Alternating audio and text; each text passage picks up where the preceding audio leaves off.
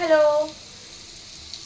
मुझे साजन के घर जाना है। প্রথমে গানটা করলাম তার কারণ যেসব বোনেরা এই শীতে বা পরের শীতে বিয়ে করা প্ল্যান করছো, সাজানের ঘরে যাব, তা কি পাবা? কিচ্ছু পাবা না। সাজান বেটা তো বেকার থাকবে না, তাকে তুমি বিয়েও করবা না, সে যাবে চাকরি করতে। কি পাবা? শ্বশুর শাশুড়ি ননদ দেওর, আরও জয়েন্ট ফ্যামিলি হলে আরও 5টা লোক পেলে। শ্বশুর বাড়ি থাকলে কোনো ব্যাপার না, খুব আনন্দ। নতুন বউকে শ্বশুর বাড়ির সবাই ভীষণ আদর করবে, শাশুড়ির সঙ্গে ফুচকা খেতে যাবে, বাজারে যাবে, গল্প করবে, নতুন একটা নিজের ঘর হবে, গোছাবে। তো তোমার দিনটা পুরো একদম ঝিঙ্গালালা হয়ে যাবে। সন্ধ্যাবেলা সাধারণ বাড়ি আসবে, তার সাথেও বেরোতে চাইবে, তো কোনো ব্যাপার না, সারাদিন খুব ভালো কাটবে।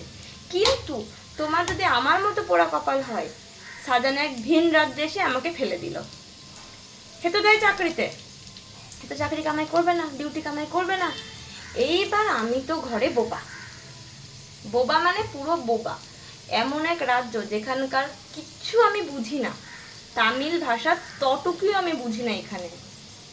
তো আমি পুরো বোবা। কোথাও যাব, অটোওয়ালাকে কি বোঝাবো?